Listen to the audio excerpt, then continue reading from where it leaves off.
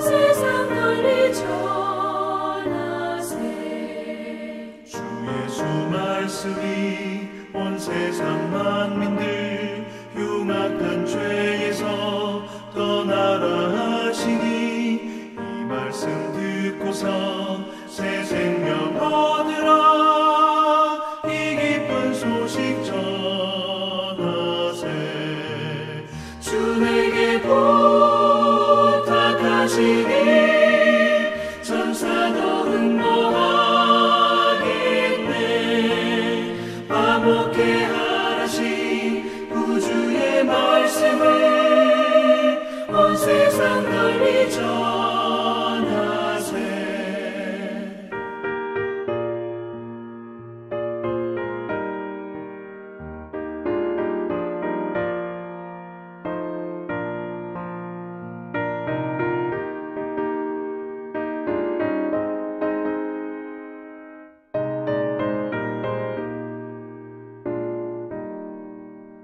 영생의 복락과 천국의 갈 길을 만 백성 알도록 나가서 전하세. 주 예수 말씀이 이 복음 전하라. 우리에게 부탁하셨네. 주 내게 부탁하시니 천사도 응모하겠네. 화목해 하신 구주의 말씀을 온 세상 널리 전하세.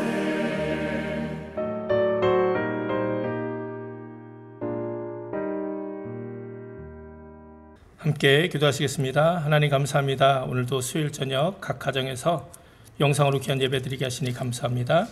날마다 우리 가정이 하나님이 함께 하시는 귀한 예배의 자리 되게 하시고 내 삶이 하나님이 기뻐하시는 거룩한 예배 되게 하여 주시옵소서. 감사드리며 예수님의 이름으로 기도드립니다. 아멘.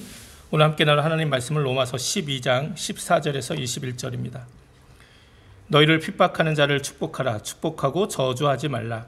즐거워하는 자들로 함께 즐거워하고 우는 자들로 함께 울라. 서로 마음을 같이하며 높은 데 마음을 두지 말고 도리어 낮은 데 처하며 스스로 지혜 있는 채 말라. 아무에게도 악으로 악을 갚지 말고 모든 사람 앞에서 선한 일을 도모하라. 할 수 있거든 너희로서는 모든 사람으로 더불어 평화하라. 내 사랑하는 자들아, 너희가 친히 원수를 갚지 말고 진노하심에 맡기라. 기록되었을 때 원수 갚는 것이 내게 있으니 내가 갚으리라고 주께서 말씀하시니라. 내 원수가 줄이거든 먹이고 목마르거든 마시우라. 그리함으로 내가 숯불을 그 머리에 쌓아 놓으리라. 악에게 지지 말고 선으로 악을 이기라. 아멘. 오늘도 영상으로 각 가정에서 수예배 드리신 여러분들에게 하나님의 귀한 은혜가 함께 하시기를 바랍니다. 오늘까지 날씨가 너무 더웠습니다. 여러분들도 더위 때문에 고생 좀 하셨죠. 내일부터는 좀 비가 오고 며칠 좀 온도가 내려가는 것 같은데 이 무더위, 이 이상 기온 속에서 여러분 건강 잘 유지하시기 바랍니다. 지금 저도 예배당에서 혼자 영상을 찍고 있는데 지금 예배당 온도가 너무 높아서 그냥 가만히 서 있기만 해도 막 땀이 줄줄 납니다. 이럴 때일수록 여러분 마음도 편안히 가지시고 또 이렇게 건강관리 잘 하셔서 아프지 마시고 또 하나님이 주신 귀한 삶 살아가시는 여러분 되셨으면 좋겠습니다. 오늘 본문을 통해서 우리가 지난 2주간 예배에 대한 하나님을 향한 진정한 예배에 대한 말씀을 나눴는데 특별히 이제 오늘부터 한 몇 주는 로마서 말씀을 통해서 이 삶의 예배에 대해 이제 우리가 살아가는 것이 하나님이 기뻐 받으시는 예배가 돼야 되는 것이죠. 특별히 로마서 12장 또 오늘 읽은 14절부터는 우리가 이 세상 속에서 또 교회 안에서 어떤 삶을 살아가는 것을 하나님이 기뻐하시는지 우리에게 말씀하고 있습니다. 특별히 오늘 본문은 우리가 세상 속에서 그리스도인으로 또 우리가 예배하는 삶으로 어떤 삶을 살아야 될까 이것에 대해서 우리에게 말씀해 주고 있습니다. 사실 우리가 하나님을 믿지만 세상 속에 살아갑니다. 마치 그리스도인들은 세상이라는 바다 속에 그 헤엄치는 그런 존재로 묘사될 때가 있습니다. 세상 속에 들어가 살아야 돼요. 그러나 그 속에 빠지면 안 됩니다. 물 속에 빠지면 죽을 수밖에 없잖아요. 그렇다고 그 세상이란 물 밖으로 나올 수도 없습니다. 그러니 세상이라는 물 속에서 우리가 끊임없이 헤엄을 쳐야 되는 것이죠. 끊임없이 내가 헤엄을 치는 것, 내가 그 안에 그냥 물속에 들어가서 내가 진짜 내 영적으로 죽지 않기 위해서 끊임없이 헤엄친다는 것은 우리가 세상 속에서 하나님의 뜻대로 또 하나님을 예배하는 삶으로 살아가려는 그런 노력이라 할 수 있습니다. 오늘 본문은 우리가 그렇게 세상 속의 그리스도인으로서 어떻게 삶의 예배를 드릴 수 있을지 우리에게 알려주고 있습니다. 특별히 오늘 말씀은 세상 속에서 우리가 사람들과 어떤 관계를 맺으며 살아야 하는지를 말씀하고 있어요. 우리는 세상 속에서 그리스도인이든 불신자든 상관없이 무엇보다 그들과 좋은 관계를 맺으며 살아가야 합니다. 그것을 통해서 하나님의 영광이 드러나게 해야 되는 거죠. 왜 그렇습니까? 주님은 우리를 세상의 소금과 빛으로 부르셨죠. 그렇게 교회 안에서 소금과 빛된 삶을 사는 것뿐만이 아니라 세상 속에서도 온전히 소금과 빛된 삶을 살아가야 된다는 거예요. 그게 바로 하나님이 기뻐 받으시는 산제사, 우리가 삶으로 드리는 예배인 것이죠. 우리가 교회에서만 예배 잘 드리고 또 교회에서만 빛과 소금의 역할을 잘 감당하는 것이 아니라 이제는 우리가 세상 속에서도, 이 사회 속에서도, 우리의 가정 속에서도 이런 귀한 삶을 살아야 된다는 거예요. 특별히 우리가 복음을 전도하기 위해서는 우리가 만나는 사람들과 우리가 어떤 관계를 맺느냐가 너무너무 중요합니다. 요즘은 이 전도라는 것이요, 결국은 관계 전도밖에 없어요. 물론 노방 전도도 하고 그냥 모르는 사람에게 복음을 전하는 일도 중요하지만 내가 만나고 알고 함께 살아가는 사람들에게 우리의 삶을 통해서 그들에게 복음을 전해야 된다는 겁니다. 특별히 오늘 본문은 세상 속에서 우리가 어떤 모습으로 믿지 않는 사람들과 함께 관계를 맺으며 살아가야 되는지 두 가지 큰 원리를 말씀하고 있어요. 첫 번째 원리는 무엇이냐면 18절입니다. 할 수 있거든 너희로서는 모든 사람으로 더불어 평화하라. 여기서 우리가 기억해야 될 것은 무조건 모든 사람들과 화목할 평화라는 건 아니에요. 우리가 가진 이 진리의 복음까지 포기하면서 무조건적으로 사람들과 타협하며 좋은 관계로 살아야 된다는 말은 아닙니다. 이렇게 타협하는 인생, 하나님께 원하시는 인생은 아니에요. 평화하라고 그랬다고, 화평하라고 그랬다고 그냥 우리의 이 복음의 진리까지 포기하고 그냥 좋은 게 좋은 거지라고 그러면서 함께 그냥 어울려서 그냥 그렇게 살아가라는 것이 아닙니다. 특별히 어떤 부분들은 결코 타협할 수 없는 또 세상과 함께 섞여서는 안 되는 부분들이 분명히 있죠. 그러니까 이걸 좀 잘 분별해야 됩니다. 그러나 원칙은 무엇이냐? 큰 원리는 무엇이냐? 어떠한 문제나 어려움이 있다 할지라도 세상 속에서 사람들과 그 관계 가운데 더불어 화목할 수 있게, 평화를 누릴 수 있게 최선을 다해야 된다는 거예요. 정말 그래서 여기에 우리의 좀 지혜가 필요한 거죠. 기독교가 독선적이라는 비판을 많이 받습니다. 그게 복음의 걸림돌이 되기도 합니다. 그런데 왜 기독교가 독선적이라는 비판을 받느냐? 우리가 가진 오직 예수라는 예수님만으로 구원받는다는 오직 예수 그 교리가 그 교리 때문에 사람들은 독선적이다 이렇게 말은 하지만 사실은 실제는 그렇지 않습니다. 세상 사람들이 기독교가 독선적이라고 느끼는 것은요, 이 오직 예수로 구원받는다는 이 세상의 가장 중요한 진리를 세상 속에 표현하고 증거하는 우리 그리스도인에게 더 큰 문제가 있을 수 있다는 거예요. 우리가 복음을 어떻게 살아내느냐, 그들에게 어떻게 전하느냐, 우리가 복음을 전하면서 독선적인 삶, 이기적인 삶, 나만 아는 그런 삶을 살면, 그리고 사람들과 더불어 화목한 것이 아니라 함께 분쟁하고 싸우는 그런 인생을 살면 사람들은 우리가 전하는 복음을 독선적이고 그 복음을 받아들이지 않는, 독선적으로밖에 받아들일 수 없다는 것이죠. 그래서 우리가 세상 살아가는데 복음을 전하는데 참 많은 지혜가 필요한 것 같습니다. 그래서 가장 먼저 더불어 화목한 삶을, 평안한 삶을 사는 게 중요해요. 그래서 웨슬리가 삶의 중요한 원칙으로 삼았던 말이 무엇입니까? 본질적인 것에는 일치를, 비본질적인 것에는 자유를, 또 이 모든 것에는 사랑을. 본질과 비본질을 구별하면서 사람들과 이 모든 것 위에 사랑으로 함께 살아갈 때 독선적이고 이기적인 모습이 아니라 정말 그들을 배려하고 싸우려고 하는 것이 아니라, 내 이익만을 취하려고 하는 것이 아니라 서로를 돌보고 함께 화목하려고 하는 그런 귀한 삶을 살 때 사람들은 복음을 받아들인다는 거죠. 두 번째, 세상 속에서 삶의 원리는 21절입니다. 악에게 지지 말고 선으로 악을 이기라. 반대 정신이라는 거예요. 세상과 똑같이 살면 안 된다는 거예요. 세상이 아무리 악하게 우리에게 다가온다 해도 똑같이 악한 방법으로 살아가서는 안 된다는 거예요. 내 오른편 때리면 나는 2대 때리고 이런 인생이 아니라 예수님 말씀하신 것처럼 반대 정신으로 살아야 돼요. 오른편 때리면 왼편 돌려대고, 오리 가자 그러면 심리까지 동행해주고, 겉옷 가지고 자면 속옷까지 내어주는 이런 반대 정신으로 살아갈 때, 그것이 우리가 세상 속에서 정말 하나님이 기뻐하시는 거룩한 예배의 삶을 살아가는 모습이라는 것이죠. 이 2가지 큰 원리에 의해서 오늘 말씀 우리에게 더 구체적인 삶의 모습을 말씀하고 있는데요. 저는 4가지를 함께 나누고 싶어요. 첫 번째는 16절이에요. 서로 마음을 같이하여 높은 데 마음을 두지 말고 도리어 낮은 데 처하며 스스로 지혜 있는 채 말라. 이게 사람들과 평화하며 살아가는데 너무나도 중요한 원칙이라는 거예요. 겸손하게 살아가야 되는 것이죠. 낮은 데 처하고 겸손하게 스스로 지혜 있는 척하지 말아야 됩니다. 어떤 사람들은 세상에서 내가 모든 것을 다 알고 있다는 어떤 그런 교만한 마음으로, 내가 지혜롭다는 교만한 마음으로 사람들과 대하며 살아가는 모습이 있어요. 욥의 세 친구들처럼 내가 알고 있는 것이 가장 큰 지혜고 진리인 양 그것을 강요하며 그 사람의 형편이나 상황을 돌아보지 않고 그냥 자신의 주장만을 내세우는 사람이 있습니다. 별로 도움이 되지 않죠.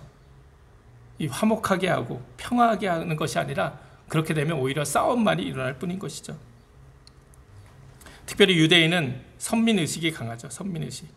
자신들만 선택받았다고, 또 자신들만 하나님께 선택받은 위대한 민족이라 이런 선민의식이 있어요. 근데 이런 선민의식, 내가 하나님께 선택받았다, 이거는 굉장히 중요한 의식이에요. 그런데 이게 차별의식으로 바뀌면 안 돼요. 그러니까 나만 선택받았다, 그래서 나만 귀하다, 이렇게 되면 정말 큰일 납니다. 사실 유대인들은 이런 잘못된 선민의식 때문에 많은 사람들에게 이방인들을 개처럼 여기는, 그래서 많은 사람들에게 상처를 줬을 뿐만 아니라 또 그것 때문에 스스로도 상처받는 역사를 살아왔죠. 하나님이 이스라엘 민족을 택하신 것은 그들을 통해서 세상 가운데 하나님의 역사를 드러내고자 하시는 것이지, 결코 그들만 구원하시고 그들만 사랑하시겠다고 하는 것 아닌 것 우리가 잘 알고 있습니다. 우리들도 마찬가지입니다. 우리도 하나님의 은혜로 구원받고 하나님께 거룩하게 구별된 존재들이에요. 그렇다고 해서 나와 다른 사람들을 차별해서는 안 되는 거죠. 우리는 날마다 하나님 앞에서 나는 진정 겸손한 이웃인가 질문하며 살아가야 됩니다. 나만 대단하다 여기지 않고 언제나 남을 나보다 더 좋게, 낮게 여기고 겸손한 모습으로 살아갈 때 우리는 더불어 화목한 삶을 살 수가 있습니다. 둘째는 15절입니다. 즐거워하는 자들로 함께 즐거워하고 우는 자들로 함께 울라. 참 이런 삶의 모습이 귀하죠. 이런 사람들이 있으면 우리는 함께 평화할 수밖에 없어요. 누군가 즐거운 일이 있으면 내가 그 일을 다 이룬 것처럼, 당한 것처럼 너무 기뻐하며 즐거워해주는 사람, 또 누군가 슬픔을 당해 울고 있으면 함께 가서 그냥 손잡고 울어줄 수 있는 사람, 어려운 거 아니에요. 그냥 정말 이 말씀 그대로 그렇게 살아가는 우리의 삶의 모습이 있다면 세상 속에서, 제가 지금 말씀드리는 거는요, 꼭 그리스도인 안에서만 이렇게 살라는 게 아니에요. 세상 속에서 우리가 만나는 사람들과 이런 삶을 좀 살아보자는 거죠. 정말 우리 안에 이런 마음이 있습니까? 근데 여러분, 이것도 즐거운 자들과 함께 즐거워하는 게 쉬울 것 같아요? 우는 자들과 함께 우는 게 쉬울 것 같아요? 여러분, 어느 게 더 쉬우십니까? 사실 우는 자들과 함께 우는 것은 함께 할 수 많은 사람들이 그렇게 하는 것 같아요. 그런데 즐거워하는 자들과 함께 즐거워하는 것이 사실은 더 어려워요. 그래서 크리소스톰이라는 초대교회 교부는 이렇게 이야기했습니다. 우는 자와 함께 우는 것은 웃는 자와 함께 웃는 것보다는 쉽다. 우리가 웃는 자와 함께 웃기 위해서는 훨씬 더 고상한 인격을 필요로 한다. 무슨 말입니까? 우리 속담에 사촌이 땅을 사면 배가 아프다, 이런 못된 속담이 있잖아요. 누군가 잘 되고 이게 정말 좋은 일이 있어서 함께 박수치며 웃어주는 일이 쉽지 않다는 거예요. 그러기 위해서는 더욱 고상한 인격이 필요하다. 그런데 우리 그리스도인들은 정말 그 고상한 인격이 돼야 돼요. 질투와 시기가 아니라 잘하는 것에 대해서 박수 쳐줄 수 있고 격려해 줄 수 있고 함께 진정으로 축하해 줄 수 있는, 그리고 누군가 슬픈 일이 있는 사람들과 함께 손잡고 울어줄 수 있는 이런 그리스도인들이 세상 가운데 많이 있다면 그리스도의 복음은 저절로 전해질 수밖에 없는 것이죠. 또 내가 그런 삶을 산다면 나와 함께 만나는 사람들과 화목하지 못할 이유가 없습니다. 셋째는 14절 말씀입니다. 너희를 박해하는 자를 축복하고 저주하지 말라. 이것은 두 번째 원리인 반대 정신, 악에게 지지 말고 선으로 악을 이기라는 그런 삶의 지침입니다. 누군가 나를 어렵게 만들고 힘들게 하는 사람들을 저주하지 말라는 거예요. 축복해주고 또 그렇게 사람들을 축복할 수 있는 인생이 되라는 거예요. 때로는 바보같이 느껴질지 모르지만 이런 모습을 하나님이 기뻐하신다는 거예요. 특별히 지금 우리가 믿음 생활하면서 그 세상 속에서 눈에 보이는 박해를 받지는 않습니다. 교회를 간다고 하나님 믿는다고 뭔가 불이익을 당하거나 예전처럼 엄청난 박해를 당하고 있지는 않죠. 그런데 넓은 의미로 보면 사실 우리가 예수님 믿는 것 때문에 그냥 손해도 보게 되고 또 어떤 어려움을 또 겪을 때도 분명히 있습니다. 또 우리가 미국에서 사실은 우리가 이민자로서 살 때 지금 얼마나 많은 인종 문제, 특별히 이 에이시안 혐오 때문에 사실 길거리 혼자 걸어다니는 게 굉장히 두려울 때가 있죠. 특히 연세 드신 분들, 이 노인들에게는 더욱더 이런 일들이 일어나고 있기 때문에 다들 이렇게 염려하고 걱정하고 있습니다. 이게 눈에 보이는 뭔가 이렇게 위협, 차별 이런 것들을 우리가 겪으며 살고 있는 거예요. 그런데 이런 일 당하면 우리는 어떻게 합니까?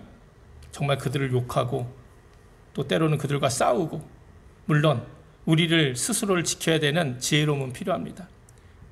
그런데 오늘 성경에서는 그들을 향해서 이 문제를 해결할 수 있는 것은 저주가 아니라 축복이라고 성경은 이야기하는 거예요. 주님은. 물론 어렵죠. 쉽지 않습니다. 누군가 나에게 욕을 하면 더 많은 욕을 해주고 싶고, 누가 나에게 손해를 입히고 어떤 괴로운 일을 당하게 만들면 나도 똑같이 갚아주고 싶은 것이 우리 인간의 마음입니다. 그러나 우리가 세상 속에서 더불어 화평을 누리며 선으로 악을 이기기 위해서는 때로 이런 내 감정과 내 억울함과 자존심도 내려놓고 축복하는 용기와 결단이 필요하다는 거예요. 예수님도 그렇게 이 땅을 사셨죠. 베드로전서 2장 23절에 보면 욕을 당하시되 맞대어 욕하지 아니하시고 고난을 당하시되 위협하지 아니하시고 오직 공의로 심판하시는 이에게 부탁하시며 하나님께 맡기며 스스로 원수 갚지 않았다는 거예요. 또 베드로전서 3장 9절 악을 악으로 욕을 욕으로 갚지 말고 도리어 복을 빌라 이를 위하여 너희가 부르심을 받았으니 이는 복을 이어받게 하려 하심이라. 베드로가 이런 말 했다는 것이 좀 신기하긴 합니다. 예수님 잡혀가실 때 칼을 들어서 그 대제사장 종 말고의 귀를 내리쳤던 것이 바로 베드로였기 때문이에요. 그러나 베드로는 예수님의 십자가를 통해 이러한 진리를 깨닫는 것이죠. 십자가에서 모진 고통당하며 돌아가실 때 예수님은 그 십자가에서 스스로 내려와 하늘에 수많은 군대들로 자신을 십자가에 매달았던 그 수많은 사람들을 심판하실 수 있는 권능과 능력이 있으셨지만 예수님은 그렇게 하지 않으셨다는 거예요. 십자가에서 저주가 아닌 용서를 통해서 저들을 구원하셨다는 것이죠. 베드로가 이 예수님의 참뜻을 깨달은 것이죠. 그래서도 베드로도 뭐라고 이야기합니까? 악을 악으로 욕을 욕으로 갚지 말고 도리어 그들을 축복하는 일에 부름받았다. 우리는 그렇게 부름받은 존재다 고백하고 있는 것이죠. 예수님은 우리에게 이렇게 축복의 원리를 언제나 좀 가르쳐 주세요. 왜 우리가 사람들에게 축복해야 됩니까? 저주가 아닌 축복을 해야 됩니까? 이게 굉장히 중요한 축복의 원리가 있어요. 누가복음 10장 5절부터 6절에 보면 어느 집에 들어가든지 먼저 말하되 이 집이 평안할지어다 하라. 만일 평안을 받을 사람이 거기 있으면 너희의 평안이 그에게 머물 것이요 그렇지 않으면 너희에게 돌아오리라. 이게 축복의 원칙은 뭐냐? 바로 돌아옴의 법칙이에요. 부메랑과 같은 거예요. 우리가 누군가에게 축복을 하면 그 축복이 부메랑처럼 나에게도 돌아온다는 거예요. 그렇다면 거꾸로 내가 누군가에게 저주를 퍼부으면 어떻게 됩니까? 그 저주가 우리에게 돌아오기 마련이라는 거예요. 그러니 사실은 주님은 우리가 바보처럼 세상에서 살아가라. 누가 남들이 나를 욕하고 때려도 그냥 싸우지 말고 저주하지 말고 그냥 축복해주고 네가 참고 지내라. 정말 그러면 우리 속병 걸려서 사실 못 살죠. 좀 어떻게 이렇게 삽니까? 근데 진짜 예수님이 이런 말씀을 해주신 것은 진정한 축복의 원리 때문이에요. 내가 분노를 내면요 언젠가 그 분노가 나에게 돌아와요. 내가 누군가를 저주하면 그 저주가 나에게 와요.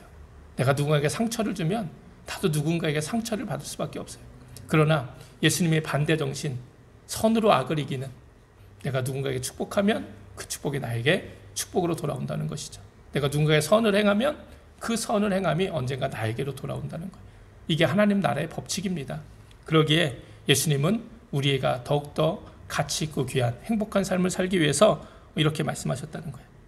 마지막 우리의 삶의 모습은 19절과 20절처럼 친히 내가 원수 갚는 것이 아니라 하나님께 맡기는 거예요. 그리고 20절에 보니까 내 원수가 줄이거든 먹이고 목마르거든 마시우라. 그리함으로 내가 숯불을 그 머리에 쌓아놓으리라. 뭐 미운 자식 떡 하나 더 줘라, 뭐 이런 말씀은 아니에요. 사실 좀 어려운 말씀입니다.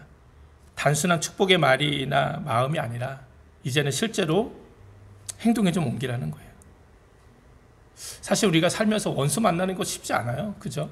여러분 살면서 이 지긋지긋한 원수라고 느낄 만한 사람이 여러분 계십니까? 사실 생각보다 그렇지는 않습니다. 그러나 우리가 원수까지는 아니더라도 믿거나 얄밉거나 그냥 짜증나거나 그냥 나에게 좀 못된 짓 하는 그런 사람들은 있어요.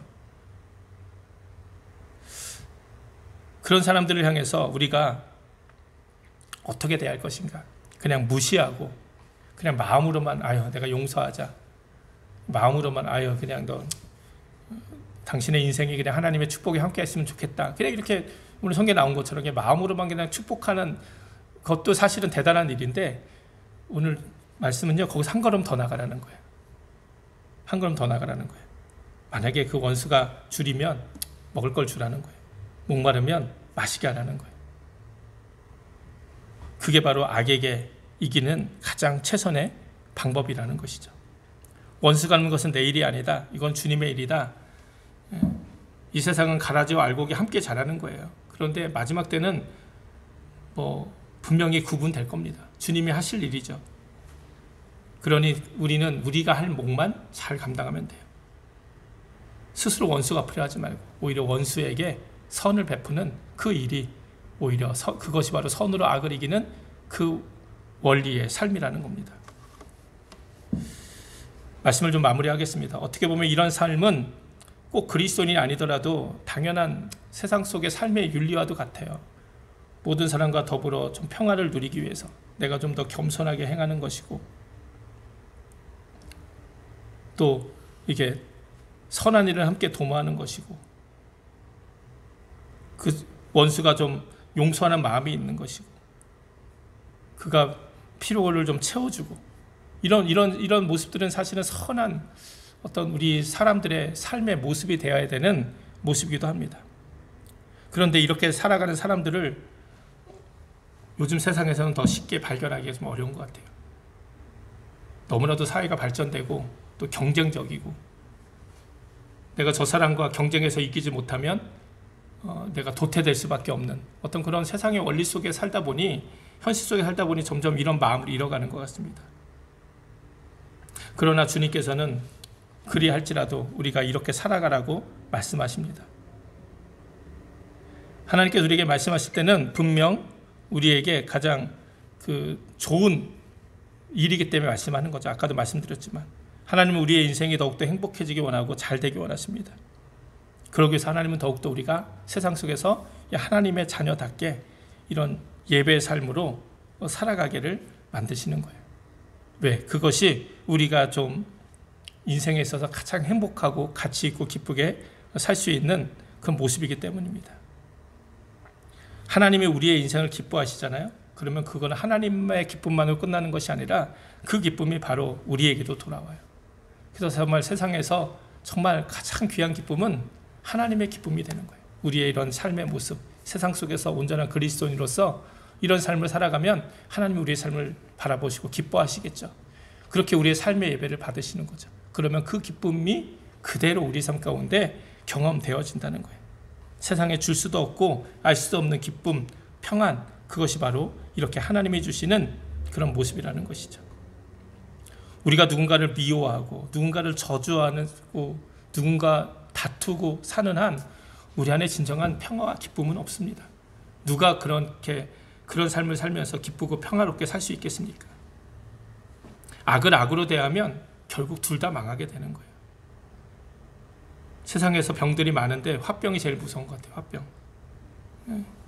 하나님의 자녀로서 새롭게 태어난 우리가 이렇게 누군가 때문에 화병 때문에 죽는다고 그러면 이것만큼 비극이 더 어디 있겠습니까? 그래서 주님은 우리에게 더불어 화목한 삶, 겸손한 삶, 그리고 미움과 증오와 저주가 아닌 축복과 용서의 삶을 살라고 우리에게 말씀하는 거죠. 물론 이 모든 것 우리 힘만으로는 감당할 수 없어요. 저도 설교를 이렇게 그냥 쉽게 하지만 저도 이렇게 사는 게 쉽지 않습니다. 누군가 나에게 해를 끼치면 저도 그 상처가 오래가요. 나도 모르게 막 그 사람에 대한 미움이 생기기도 하고, 내가 당한 만큼 그 사람도 좀 당했으면 좋겠다 이런 마음도 들고, 이게 인간적인 마음인 거죠. 이거 뭐 당연한 우리의 인간의 마음입니다. 그러나 금방 하나님 말씀을 통해서 깨닫게 되고 다시 새롭게 되는 거죠. 그리고 이 모든 것 우리의 결단만으로는 할 수 없습니다. 그래서 주님은 우리에게 성령님을 허락해 주신 것이죠. 성령님을 통해서 그 성령님의 힘을 의지해서 우리에게 정말 주님이 기뻐하시는 이런 귀한 삶을 살아가려는 그 모습이 우리 안에 필요한 것이죠. 스데반이 복음을 전하다 돌에 맞아 죽어가면서 어떻게 자신을 죽이는 사람들을 용서할 수 있었습니까? 바로 스데반이 성령의 사람, 성령 충만한 사람이었기 때문이에요. 성령 충만한 사람은 이런 삶을 세상 속에 살 수 있다, 성경은 이야기합니다. 성령 충만은 교회 안에서만 필요한 모습이 아니라 우리의 가정, 직장, 사회, 세상 속에서도 필요한 모습이라는 거예요. 아니, 어쩌면 더 필요한 모습이죠. 교회 와서 예배할 때만 성령 충만한 것이 아니라 세상 속에 살아갈 때도 여전히 우리가 성령의 충만함으로 성령의 힘을 힘입어 정말 주님의 말씀대로 살아야 되는 우리의 모습이 있어야 됩니다. 하나님이 우리의 삶으로 드리는 하나님의 예배, 물론 쉬운 모습은 아닙니다. 우리가 세상 속에서 그리스도인에서 어떤 모습으로 살아갈 것인가? 그리스도인들의 온전한 삶은 세상 속에서 두 가지밖에 없어요. 칭찬을 받든지 핍박을 받든지. 주님의 말씀대로 온전히 살아갈 때 선한 사람들은 그것을 칭찬합니다. 그러나 세상에 또 악한 사람들은 그것 때문에 우리를 핍박해요. 그렇기 때문에 중요한 건 우리가 그리스도인으로서 세상 속에서는 칭찬을 받든지 우리의 믿음 때문에 핍박을 받든지 이 둘 중에 하나의 모습이 있어야 돼요. 그렇지도 않고 세상에 우리가 칭찬 듣는 삶도 살아가지 않고 또 내가 믿음을 지키는 것 때문에 고난당하지도 않는다 그러면 우리는 어쩌면 복음의 삶을 또 삶의 예배를 온전히 드리지 못하고 있다는 반증이기도 할 것입니다. 오늘 이 로마서의 말씀을 통해서 진정 세상 속에서 우리 하나님이 기뻐하시는 귀한 삶의 예배, 더불어 모든 사람과 화목할 수 있게 또 선으로 악을 이기는 반대 정신으로 온전히 살아가는 저와 여러분이 되기를 주님의 이름으로 축원을 드립니다. 함께 기도하시겠습니다. 하나님 감사합니다. 세상 속에서 진정 하나님이 기뻐하시는 거룩한 산제사, 우리의 삶의 예배 온전히 드려서 주님의 기쁨이 되고 정말 주님이 주신 기쁨과 행복을 우리도 누리며 살아가는 우리 모두 되게 하여 주시옵소서. 감사드리며 예수님의 이름으로 기도드립니다. 아멘.